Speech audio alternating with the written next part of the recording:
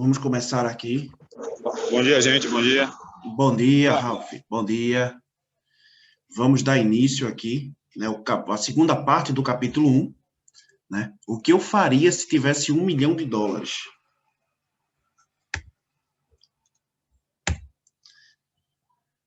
Esta história comprova a verdade encerrada neste velho ditado. Onde existe vontade, existe um caminho. Ela me foi contada pelo conceituado educador e religioso, o falecido Frank Gonzalez, que começou sua carreira de pregador na área rural ao sul de Chicago. Enquanto cursava a faculdade, Gonzalez observou muitas falhas no sistema educacional. Falhas essas que acreditava poder corrigir se ocupasse algum cargo da direção. Seu maior desejo era dirigir uma instituição educacional na qual os jovens alunos pudessem aprender fazendo. Ou seja, aprender na prática, né? Decidiu-se, então, a organizar um novo colégio, onde pudesse pôr em prática suas ideias, livre dos métodos ortodoxos de educação. Para tanto, precisava de $1 milhão. O que ele faria para conseguir essa quantia tão vultuosa? Essa pergunta absorvia a maior parte dos pensamentos do jovem e ousado religioso. Mas não parecia haver qualquer progresso. Toda noite, Gonzalez se deitava na cama com esse pensamento e levantava-se com ele toda manhã. Pensava no assunto em todos os lugares. Revirava-se em sua calça. Uma verdadeira ideia fixa. $1 milhão é um bocado de dinheiro. Ele admitia o fato, mas também reconhecia como verdade que a única limitação seria aquela imposta por sua mente. Sendo filósofo e pregador, Gonzalez concluiu, como fazem todos os bem-sucedidos na vida, que a determinação de propósito é o ponto do qual devemos partir. Ele sabia também que a determinação de propósito assume vida e poder quando apoiada por um desejo ardente de transformar o objetivo em seu equivalente material. Ele não tinha ideia de como conseguir esse $1 milhão. Ele não tinha ideia, ele só tinha o desejo de querer, mas não tinha ideia ainda de como conseguir esse $1 milhão para conseguir criar essa escola, né? Botar em prática essa escola. Apesar de estar consciente de todas essas grandes verdades, e ele ainda não sabia como conseguir $1 milhão. O procedimento natural seria desistir dizendo, minha ideia é boa, mas não há nada a fazer, porque nunca terei $1 milhão. A maioria das pessoas teria feito isso, mas não Gonzalez. O que disse e fez foi de tal importância que reproduzo aqui suas palavras. Numa tarde de sábado, estava em meu quarto, pensando nos meios de me levantar o dinheiro para prosseguir com meus planos. Por quase 2 anos eu vinha pensando, mas nada tinha feito além de pensar. Era tempo de agir. Naquele momento, decidi que conseguiria, em uma semana, o sonhado $1 milhão. Como?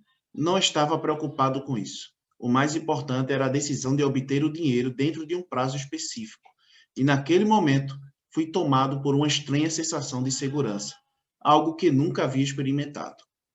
Dentro de mim, alguma coisa parecia dizer, por que não tomou essa decisão há mais tempo?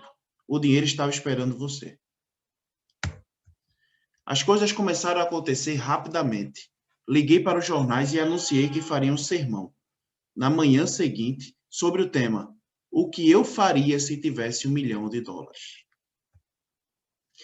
Comecei imediatamente a trabalhar no sermão, mas deve dizer, francamente, que a tarefa não foi difícil, porque havia quase 2 anos que vinha preparando o que dizer. O espírito por trás do sermão era parte de mim. Bem antes da meia-noite, tinha terminado de escrever, e fui dormir com um sentimento de confiança, pois já podia ver-me possuidor do $1 milhão. é uma coisa que eu estava vendo ontem, Cássio Canali falando, né, no Instagram dele, na live que ele fez, e Cássio Canali falou assim, né, o que você faria se tivesse R$1 milhão? E todo mundo na live ficou falando, né, eu faria isso, eu viajava, fazia o que. Ele começou a falar. E teve poucas pessoas que disseram assim, se eu conquistasse 1 milhão, eu ia correr atrás do segundo. E ele disse assim, quem botou aí que vai correr atrás do segundo, pode ter certeza que está indo no caminho certo. E quem botou que iria viajar, quer comprar isso, comprar aquilo, pode ter certeza que nunca vai chegar no milhão.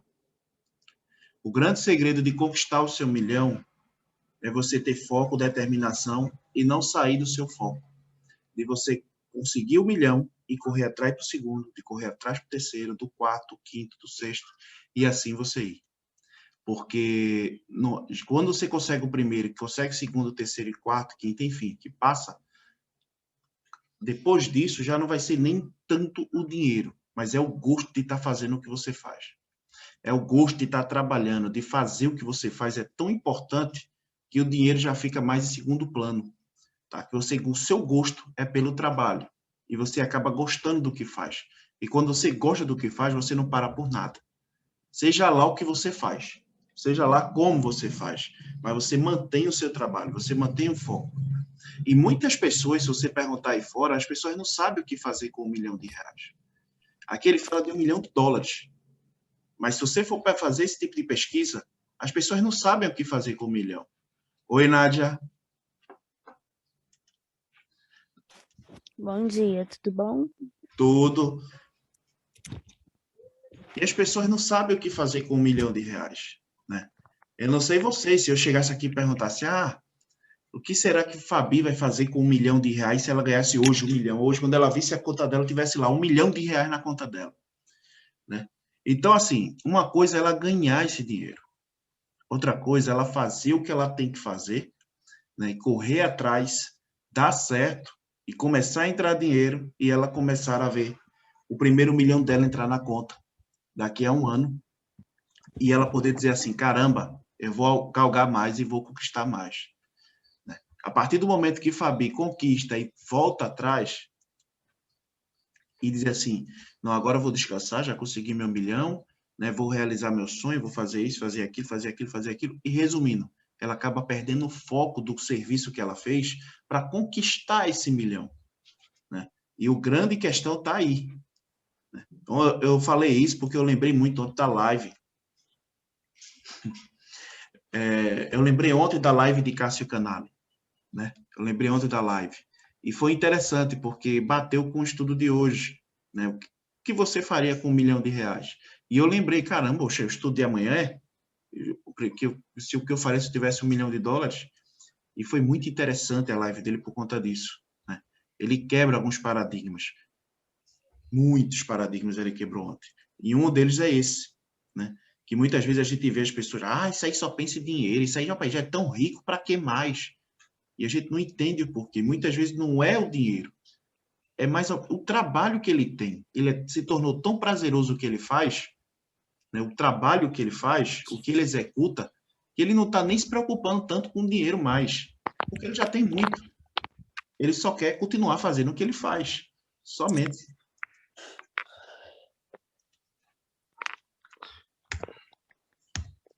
Na manhã seguinte, levantei cedo e, ainda no banheiro, li o sermão e me ajoelhei em oração, pedindo que minhas palavras chamassem a atenção de alguém, com condições de oferecer o dinheiro de que eu precisava.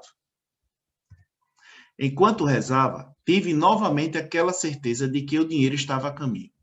Na ansiedade em que me encontrava, porém, saí sem levar o sermão e só percebi o esquecimento no púlpito, quando já me preparava para começar a falar. Era tarde demais para voltar e buscar minhas anotações. E foi uma bênção que acontecesse assim. Meu subconsciente forneceu o material de que eu necessitava. Quando me levantei para começar o sermão, fechei os olhos e falei dos meus sonhos com todo o coração e toda a alma. E não me dirigi apenas aos fiéis. Imaginei estar falando também com Deus. e disse o que faria com 1 milhão em mente. Uma grande instituição educacional onde jovens aprenderiam na prática e, ao mesmo tempo, desenvolveriam a mente. Quando terminei e sentei-me, um homem levantou do banco que ocupava na penúltima fila e encaminhou-se para o púlpito. Eu me perguntei o que ele iria fazer. Ao chegar junto ao púlpito, estendeu minha mão e disse: Reverendo, gostei do seu sermão.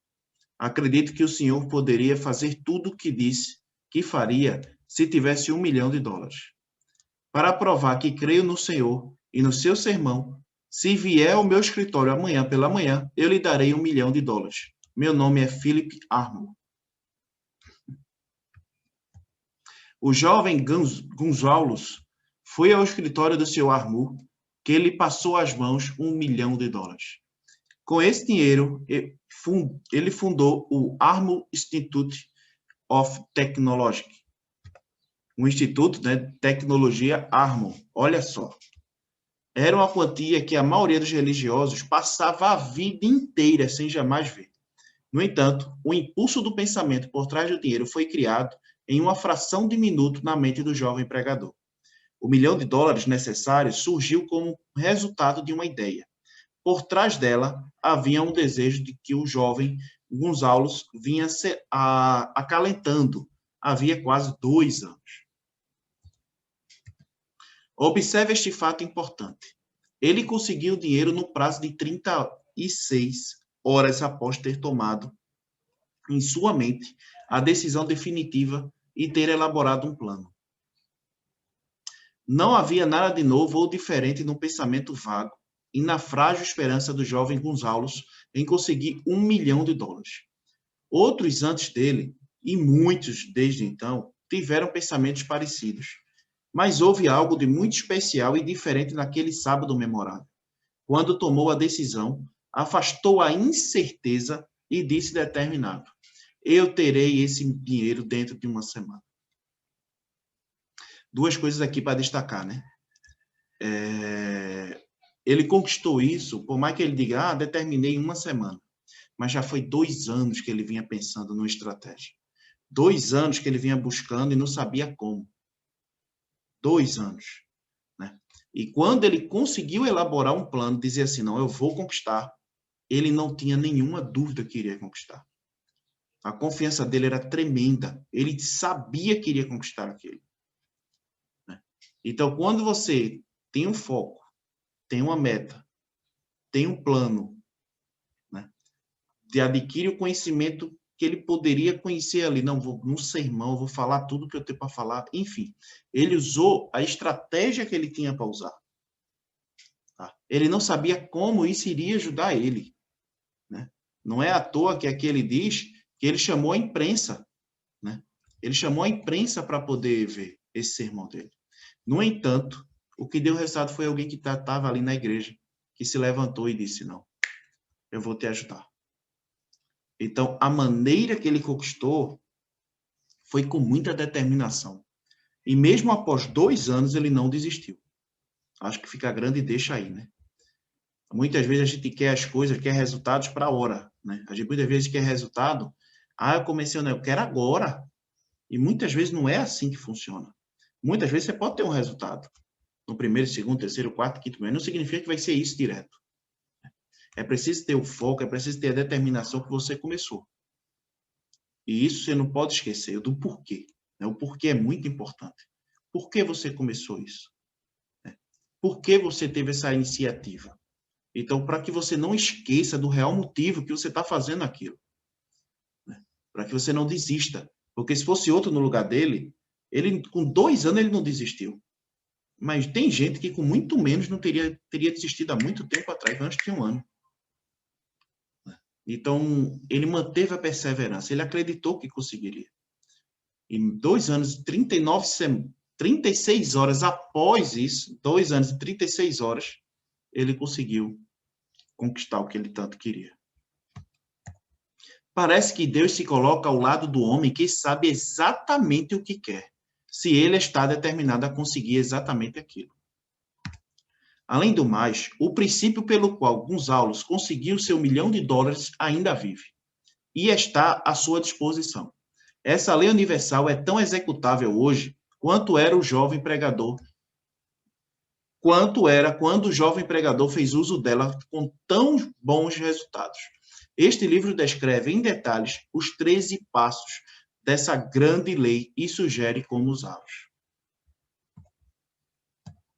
Observe que Asa Candler e o Dr. Frank Gonzalez tinham uma característica em comum. Ambos conheciam esta verdade surpreendente. As ideias podem ser transformadas em dinheiro pelo poder de um propósito e de planos definidos. Se você é um dos que acreditam que basta trabalhar arduamente e agir com honestidade para conseguir riquezas, afasta esse pensamento. Não é verdade. Quando as riquezas chegam em grande quantidade, nunca são fruto de trabalho árduo. A riqueza vem em resposta a pedidos categóricos, baseados na aplicação de princípios definidos e não por acaso ou sorte. Muita gente tem essa ilusão, né? Não, a gente tem que batalhar, a gente está ali correndo, e na verdade não é isso. Existem passos a passos para se fazer, existem princípios para você fazer. Né? Existem os passos, e é isso que a gente está vendo aqui dia após dia, capítulo por capítulo desse livro. Existem aqueles 6 passos do primeiro capítulo que eu sempre vinha lembrando. Né? Existe aquilo ainda. E quando você tem em mente aquilo, e você bota em prática, tudo acontece para você conseguir o que você quer. Tudo acontece, tudo vai aparecer nas oportunidades. É aqui, é isso, é aquilo, é isso, é aquilo, é isso. E você vai começando a organizar a tua mente para que você possa ter o crescimento que você quer. Né? Não é de uma noite para o dia, não precisa ser aquele trabalho árduo. Só basta ser um trabalho específico, com conhecimento que a gente viu até antes de ontem, conhecimento específico na área que você quer, e você tem um plano, só isso. Tá? Você vê alguém, você conhece alguém, feito a gente viu no livro Cervejamento Milionário, né? Quando ele fez aquela, não sei se vocês lembram da pergunta, mas vocês conhecem alguém que trabalha arduamente, que trabalha todos os dias, sufocado, sem ter tempo nem para a família, que vive bem de vida? Difícil. Difícil. Você vê algum funcionário de empresa, alguma coisa que trabalha 10, 12 horas por dia, bem de vida, ganhando um super salário, bem de vida, feliz? Ninguém conhece. Então, esse negócio de dizer, tem que trabalhar árduo para viver bem, é mentira. É mentira. Então, a gente tem que quebrar isso, né? Que a gente vem aprendendo desde a infância, que nossos pais vêm botando na nossa mente. Tem que trabalhar muito, tem que isso, tem que aquilo. Não. Você só tem que encontrar o caminho. Você tem que acreditar, você tem que manter uma meta e correr atrás disso. Mas tudo dentro do caminho, sem fugir do caminho. Você manter esse caminho, né, sempre aberto. Exatamente, Tesiane, não existe. Né? Olha só, falando de maneira geral, uma ideia é um impulso de pensamento que impele a ação, por meio de um apelo à imaginação. Olha só que interessante isso aqui. Falando de maneira geral, uma ideia é um impulso de pensamento que impele a ação, por meio de um apelo à imaginação. Todos os bons vendedores sabem que, quando a mercadoria não vende, é impossível vender ideias. É possível vender ideias, desculpa. Todos os bons vendedores sabem que, quando a mercadoria não vende, é possível vender ideias. Os vendedores comuns não conhecem esse fato e, por isso, são comuns. Um editor que vendia livros em preços baixos fez uma descoberta que vale muito para quem é do ramo. Ele percebeu que muitas pessoas compram livros pelo título, olha só, e não pelo conteúdo. Bastou simplesmente mudar o nome de um livro que não estava indo muito bem e as vendas ultrapassaram 1 milhão de exemplares. O conteúdo do livro não foi alterado de forma alguma.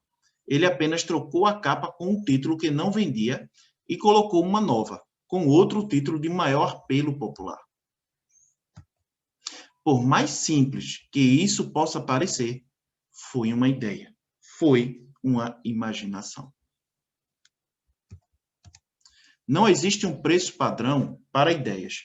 Quem faz o preço é o criador da ideia e, se for esperto, consegue perceber o que pediu.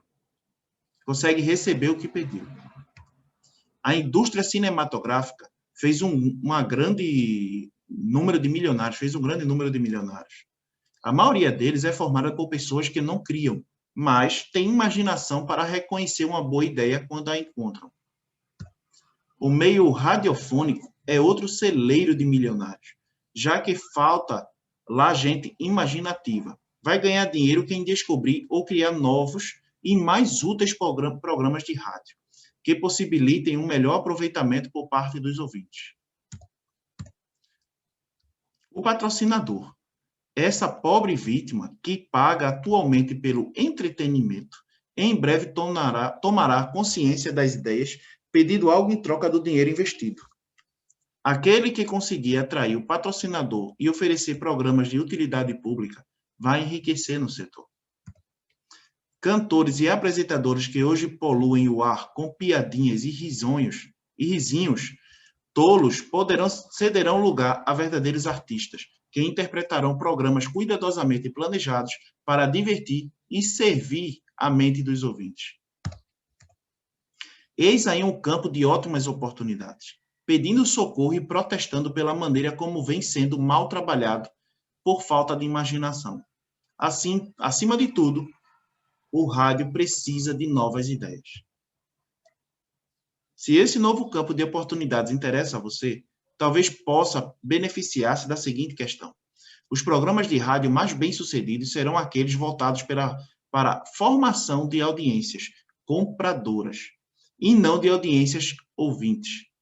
Em poucas palavras, o criador de programas de rádio terá de encontrar meios de converter ouvintes em compradores, ajustando as atrações de modo a exercer influência sobre o público.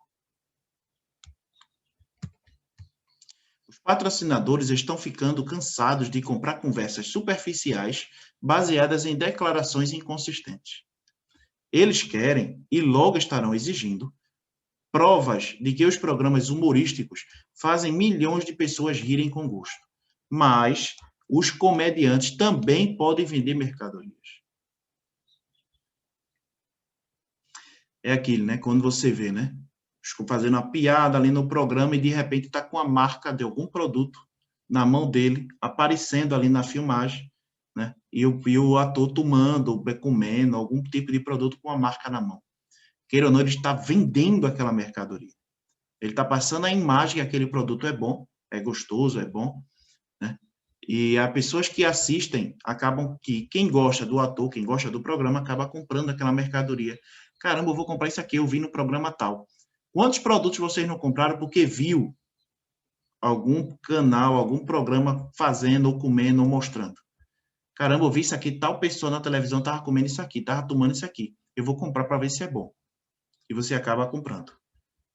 Então, isso é um meio que tantos patrocinadores falam. É o meio que ele diz. Você não pode só trazer audiência. Você tem que usar a sua audiência para você vender essas pessoas. E o grande detalhe está aí, né, no que ele está querendo passar. Não é só você trazer... Por que as pessoas hoje ganham tanto dinheiro com a internet? Porque elas unem a audiência que elas têm, a oportunidade de vender a essa audiência. Então, isso, quando ela une esses dois, acaba trazendo muito dinheiro para ela. E isso acaba sendo inevitável, né? E é mais ou menos isso que ele está querendo passar aqui. É você trazer sua audiência para você, né? E mostrando, né, através dessa audiência, que você vai adquirir dinheiro em cima, não em cima deles, mas você vai continuar passando teu conteúdo, e no meio desse conteúdo vai ter sempre algum comercial, algum tipo de produto para que você possa vender. E você vendendo, através dessa audiência, você vai com certeza conseguir muito dinheiro, porque as pessoas gostam do teu conteúdo. A mesma coisa é na rádio, como ele está passando. Se a pessoa gosta do que você ali que você está trabalhando, o que você passar de comercial ali, muitas pessoas vão dizer, caramba, eu vou comprar para provar. Será que é bom mesmo o que ele está falando? E as pessoas vão comprar.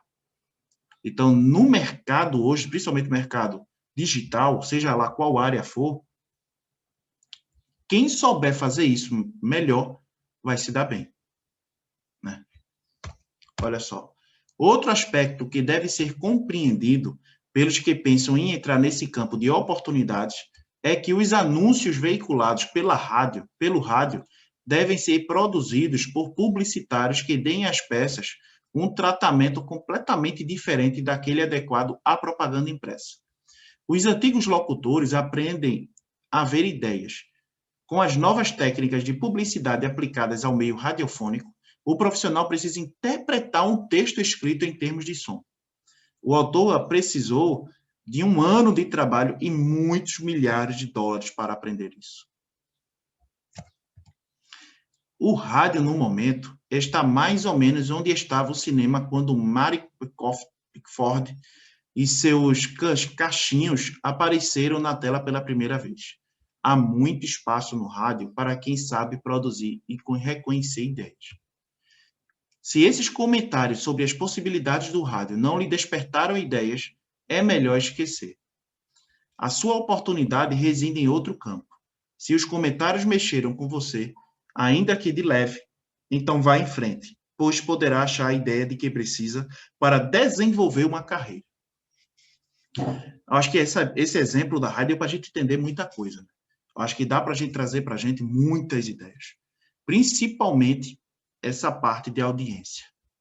Ele usa muito essa parte de audiência da rádio. Hoje, rádio, dificilmente alguém ouve rádio. É muito difícil você ver alguém, estou ouvindo rádio aqui, estou ouvindo rádio FM. Difícil. Nem no carro hoje em dia você escuta mais rádio. Você liga lá o Bluetooth, vai-se embora e acabou-se. É muito difícil. Porém, a gente pode trazer esse exemplo da rádio para a nossa vida social hoje. A gente sempre pode estar vendendo alguma coisa para aquelas pessoas que nos ouvem. Sempre é uma possibilidade de ganhar algo, quando a oportunidade aparece. E essa audiência que a gente tem que trazer vendas e agregar valor, tá, à nossa vida, trazer valor monetário através dessa audiência. E a gente tem que fazer isso. Tá? Quem faz isso hoje está bem de vida. Quem não faz está na dificuldade. Então, a gente tem que procurar meios de trazer audiência e, com essa audiência, a gente trazer mais saúde financeira para a gente. Tá? É isso que a gente tem que fazer.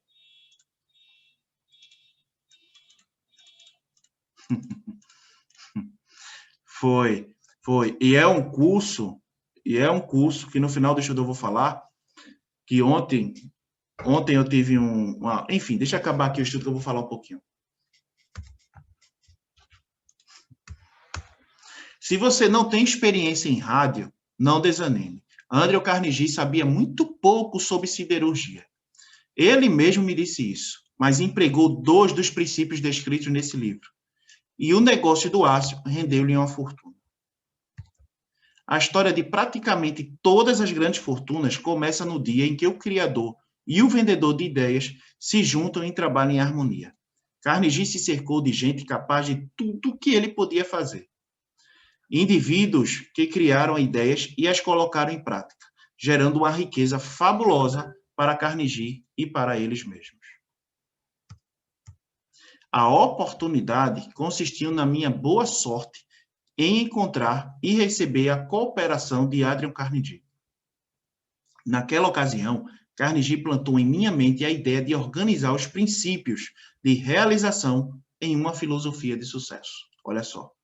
Milhares de pessoas aproveitaram as descobertas feitas em 25 anos de pesquisas e inúmeras fortunas foram acumuladas pela aplicação daquela filosofia.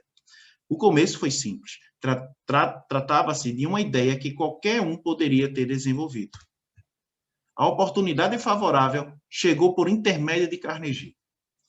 Mas o que dizer da determinação, da definição de propósito, do desejo de alcançar o objetivo e do esforço contínuo durante 25 anos? Não foi um desejo comum que sobreviveu ao desapontamento, ao desencorajamento, à derrota temporária, à crítica e o receio de estar perdendo tempo. Foi um desejo ardente, uma ideia fixa. O desejo ardente, lembra do primeiro passo à riqueza? O desejo, que não é qualquer desejo, tem que ser o desejo ardente. Foi por isso que deu certo esse projeto. Tá? Uma ideia fixa. Quando Carnegie implantou a ideia na mente, ele a induziu, alimentou e cuidou para que permanecesse viva. Gradualmente, ela se tornou um grande e poderoso a me dizer. Um gigante poderoso a me induzir, alimentar e guiar. Ideias são assim. Primeiro você lhe dá vida, ação e rumo. Depois, elas tomam o poder e afastam toda a oposição. Ela afasta a oposição. Tudo que for objeção, elas afastam. Não tem como, tá? Ideias são forças intangíveis, olha só. Mas tem mais poder que o cérebro físico que as fez nascer. Elas continuam a existir mesmo depois do desaparecimento do cérebro que as criou. Vejam o exemplo da cristandade. Tudo começou com a simples ideia nascida do cérebro de Cristo. Sua doutrina mestra era: faça ao próximo o que deseja que eles façam.